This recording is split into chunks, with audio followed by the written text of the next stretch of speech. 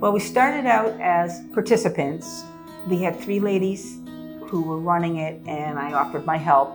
Now I'm a retired teacher, but I also have my master's in ed tech.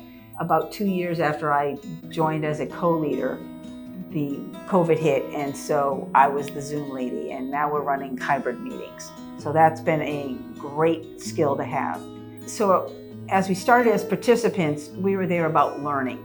Then as we moved into more of leadership roles, we're still learning so that then we can turn around and teach. Because of all the treatment options he's been on, he's often a go-to about, Jerry's been on venetoclax, or he was getting ready for CAR T.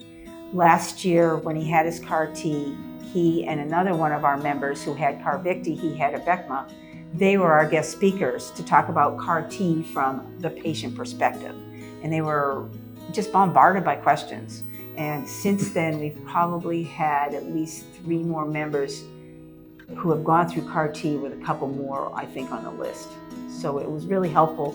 Even though we had one of the pharmaceuticals come in and talk about CAR T, they got the science part of it, the medical part of it. But to hear from the real experience of the patient, and because of the age, gender, and the actual drug that was being used, the target, their experience was kind of different. So they covered the whole gamut, which was very helpful too.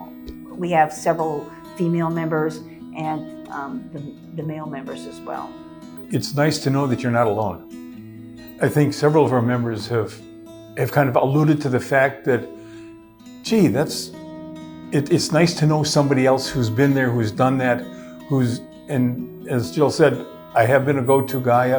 I'm a coach for myeloma support, and I've probably talked with at least 5 or 6 different people who are in various stages of their treatment program, and they've all been very appreciative of the fact that I can share, and I've been there, I've done that. Myeloma is, I think, the 3rd most common blood cancer, but there's only 3% or 4% of diagnosed cancers in the United States every year that's myeloma. And as I said before, when we got our diagnosis back and said suspect multiple myeloma, we looked at each other and said, what the heck is it? Because we'd never heard of it. It's not one of the big 3 or anything like that. And so that's where we started our research. And I think that we were several months or maybe close to a year till we finally found the support group. And again, we looked at each other and said, this is a done deal. We gotta do this.